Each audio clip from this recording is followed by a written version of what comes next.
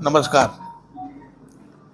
ઘણા સમયથી મળવાની ઈચ્છા હતી, પણ કોઈ એવો પ્રસંગ શોધતા હતા કે જેના કારણે આપણે સૌ મળી શકીએ. આજે મારા લાઈફના 75 વર્ષ પૂરા થાય છે, 76 વર્ષ શરૂ થાય છે. જાહેર જીવનના 1971થી શરૂ કરીને 2025 સુધીની પાર્ટીની અનેક ચડતી પડતીઓ અને ચડાવ ઉતાર જોયા છે. એને કેટલીક ચીજો એવી છે કે જે તમને પણ ખબર નથી. એવી ચીજો મારે આપણી સાથે આજે શેર કરવી છે, એટલા માટે આપ સૌને મળવાનો એક અવસર પ્રાપ્ત કર્યો છે. આપ સૌને મેં લેખિત સ્વરૂપમાં કેટલીક ચીજો ટૂંકમાં આપી છે, પણ કેટલીક વસ્તુ એવી છે કે જે તમારી કોઈની જાણમાં નથી. એવી આજે આપની સાથે હું વાત કરવા માગું છું. 1980ની અંદર મ્યુનિસિપલ કોર્પોરેશનમાં ભારતીય જનતા પાર્ટીના ચૂંટાયેલા શિક્ષણ સમિતિના 7 સભ્યો હતા, 7 કોંગ્રેસના હતા અને 1 સરકારી હતો. સરકાર કોંગ્રેસની હતી. એવા સમયે અમને 7 જણાને નાગરિક બેંકે સુવડાવ્યા હતા અને સવારે અરવિંદભાઈ 8 વાગે આવીને કીધું કે જાઓ નાહી ધોઈને બધા આવી જાઓ, અને મને બોલાવીને કીધું તારે ચેરમેન થવાનું છે. ત્યારે અરવિંદભાઈને મેં હાથ જોડીને કીધું કે અરવિંદભાઈ, હું સંગઠનનો માણસ છું, મને સંગઠનમાં રહેવા દો. શિક્ષણના શનિ મને ખબર નથી. જે લોકો શિક્ષણ સાથે સંકળાયેલા છે, ખોડીદાર મેઘાણી, શિવભાઈ દવે, એને કોઈને સોંપો તો સારું. ત્યારે અરવિંદભાઈએ મને કીધું કે મેં રાતના 2 વાગ્યા સુધી આ બધું મનોમંથન કરી લીધું છે. હવે એમાં કોઈ ફેરફાર હું કરી શકું એમ નથી. તને ન ફાવે તો 2 વર્ષ પછી મૂકી દેજે. અને મને ચેરમેન બનાવ્યો. 6 વર્ષ સુધી શિક્ષણ સમિતિનું ચેરમેન સંભાળ્યા પછી લગભગ 16 જેટલી નવા શાળાના મકાનો બન્યા, 200 નવા શિક્ષકો આવ્યા અને 5,000 બાળકોની નવી, જ્યાં શિક્ષણ નહોતું એવા વિસ્તારમાં મકાનો બનાવીને શાળાના બાળકોએ આવતા કર્યા. એ જ રીતે 1991માં મેયર તરીકે કોકા હોટલની અંદર મિટિંગ હતી. એ મિટિંગ પૂરી થઈ ગઈ અને મારું નામ મેયર તરીકે જાહેર કર્યું અને બધા નીચે કોકા હોટલમાં જમવા બધા નીકળી ગયા. કેશુબાપા એકલા બેઠા હતા અને કેશુભાઈને મેં કીધું કે બાપા, આ છેલ્લું વર્ષ છે, આવતા વર્ષે ચૂંટણી છે અને આવતા વર્ષે ચૂંટણી છે, એમાં હું જો કાચો પડીશ તો પાર્ટીને નુકસાન જશે. એટલે મને કે તમારું કહેવાનું શું છે? મેં કીધું કોઈ સિનિયરને મેયર બનાવો તો સારું, એવું મારું કહેવાનું. એટલે કેશુભાઈ કે 1 જ વર્ષ બાકી છે. મેં 1 જ વર્ષ બાકી. સારું, તમારી વાત સાચી છે એમ કરીને બધાને પાછા બોલાવો. બધાએ હાથમાં થાળી જમવાની લઈ લીધી હતી. ફરીથી બધાને પાછા બોલાવ્યા. 15 મિનિટ સુધી ચર્ચા હાલી. એમાં વિનોદભાઈ શેઠને કીધું. વિનોદભાઈ શેઠ કે ભાઈ સાહેબ, મારી વકીલાત ફોજદારીની ભાંગી ગઈ છે, મારે મેયર થવું નથી. સૌથી સિનિયર મોસ્ટ કાંતિભાઈ વૈદ હતા. કાંતિભાઈને કીધું તો કાંતિભાઈ કે ભાઈ સાહેબ, મારું દવાખાનું બંધ થઈ જાય, મારે મેયર નથી થવું. પછી અંતે વજુભાઈને મેયર તરીકે પસંદ કર્યા અને મને ડેપ્યુટી મેયર તરીકે બનાવ્યો.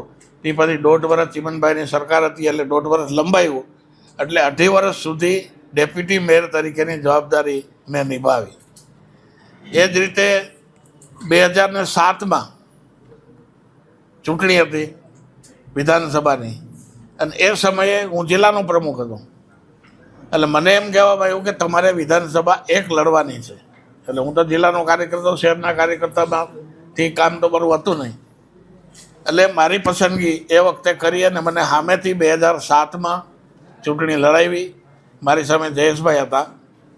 વિઠ્ઠલભાઈનો દબદબો જોરદાર હતો, પણ ભૂતકાળમાં બધા જ લોકો 13થી 17,000 મતે જીતા હતા અને હું 39,000 મતે 2007માં જીતો.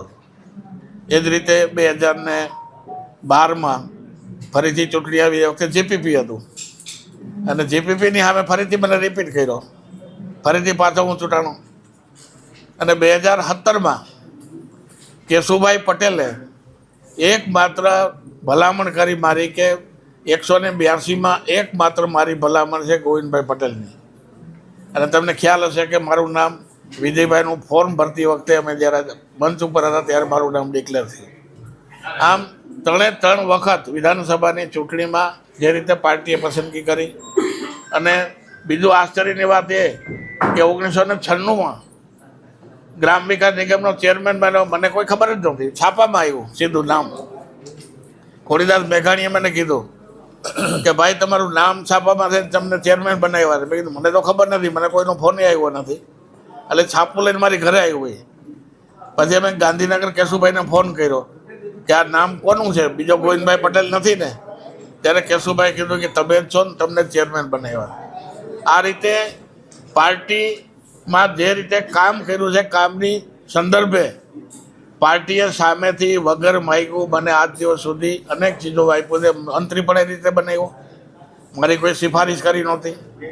12:30 વાગે રાતે મને ફોન આવ્યો અરવિંદભાઈનો, ભાઈ નરેન્દ્રભાઈનો, કે ગોવિંદલાલ શું કરો છો? મેં કીધું ક્વાર્ટરે સૂતો છું.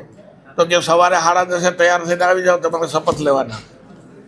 આ રીતે પાર્ટીએ જે પ્રકારે માણસ કામ કરે છે, મેં નહીં તુંની ભાવના જે પંડિત દીનદયાલ ઉપાધ્યાય એક થિયરીમાં મૂકી હતી, મેં નહીં તું.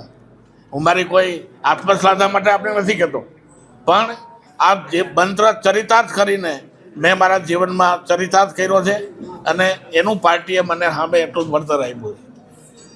આ સિવાય વિશેષ તો આપ સૌને કાયમી મને સહકાર અને મદદ મળતી રહી છે. આપ સૌ એક મારા કુટુંબી તરીકે રહ્યા છો, એ રીતે મારી સાથેનો તમારો વ્યવહાર રહ્યો છે. ક્યારેય કોઈ મારાથી કઈ વસ્તુ થઈ ગઈ હોય તો એ પણ તમે જતી કરીને મારો બચાવ કર્યો છે. એના માટે આપ સૌનો આભારી છું.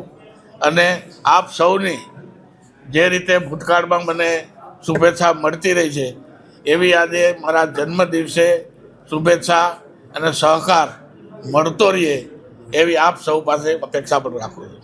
આપ સૌનો ધન્યવાદ. મેં આપને કીધું ને કે મને તો સન્માન પાર્ટી આપ્યું જ છે, વગર માગે આપ્યું છે.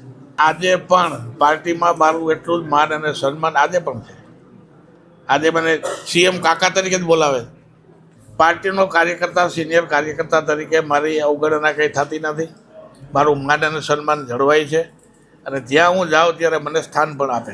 મેં નહીં તુંની ભાવનાનો જે મંત્ર છે પંડિત દીનદયાલ ઉપાધ્યાયનો, એ મેં મારા જીવનમાં ચરિતાર્થ કર્યો છે. એની મેં આપને વાત કરી. એ ડિફરન્સની વાત જ કરી, ડિફરન્સની વાત નહીં.